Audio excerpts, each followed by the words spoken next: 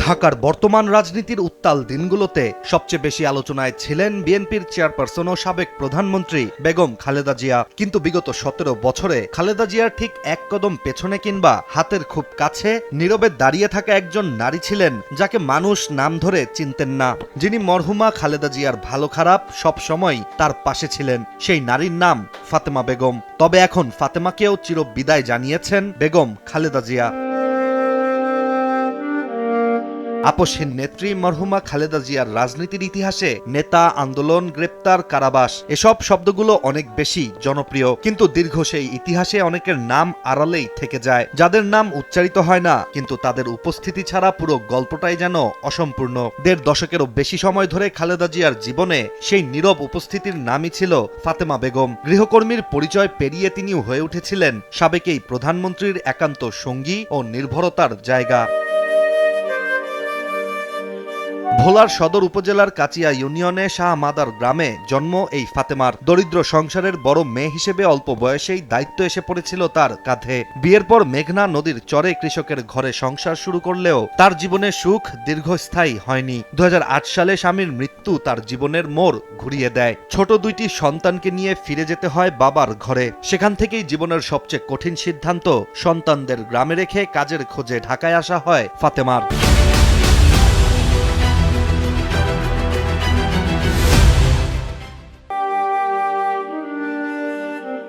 এরপর ২০০৯ সালে পূর্ব পরিচয়ের সূত্র ধরে তিনি কাজ পান গুলশানের ফিরোজায় মরহুমা খালেদা জিয়ার বাসভবনে। সেখান থেকেই শুরু হয় ফাতেমার দীর্ঘ সহযাত্রা, যা শেষ পর্যন্ত ইতিহাসের অংশ হয়ে যায়। বাথরুমে যাওয়া থেকে শুরু করে ওষুধ খাওয়ানো, অসুস্থ শরীরে ভর দিয়ে হাঁটা, সব জায়গাতেই ফাতেমা ছিলেন মরহুমা খালেদা জিয়ার নীরব ভরসা। ২০১৪ সালের মার্চ ফর ডেমোক্রেসির দিন গুলশানের বাসার সামনে বালু ভর্তি ট্রাক দিয়ে পথ রোধ করে দেয়া হয়েছিল। পুলিশের বাধায় শারীরিকভাবে বিপর্যস্ত খালেদা জিয়া সাংবাদিকদের সামনে কথা বলেছিলেন ফিরোজার দোরগোড়ায় দাঁড়িয়ে। ঠিক তখন ক্যামেরার ফ্রেমে ধরা পড়ে ফাতেমার শক্ত করে ধরা হাত।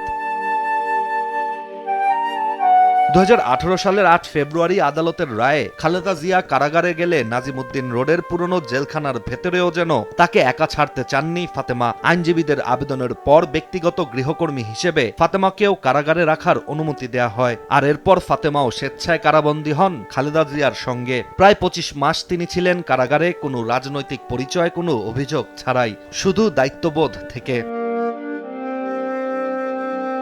দেশের বাইরে উন্নত চিকিৎসার জন্য লন্ডন সফরেও ফাতেমা ছিলেন খালেদা জিয়ার সঙ্গী, কিন্তু তবুও আলোচনায় তার নাম আসেনি, কোনো বক্তব্য নেই, কোনো দাবিও নেই। দলের ব্যক্তিগত কর্মকর্তারাও জানিয়েছেন, প্রয়োজনীয় বিষয় মনে করিয়ে দেয়া থেকে শুরু করে প্রতিটি ছোটখাটো কাজে ফাতেমার ভূমিকা ছিল অপরিসীম। কিন্তু এখন খালেদা জিয়ার জীবনে প্রথমবারের মতো অনুপস্থিত ফাতেমা, যিনি বাসভবন, কার্যালয়, রাজপথ, হাসপাতাল, কারাগার আর বিদেশ সবখানেই ছিলেন অবিচ্ছেদ্য সঙ্গী হিসেবে। বাংলাদেশের রাজনীতিতে ফাতেমা কোনো নাম নয়, কোনো পদ নয়, কিন্তু খালেদা জিয়ার জীবনের ইতিহাসে তিনি এক অনন্য অধ্যায়। ইশতিয়াক হোসেন, দেশ টিভি।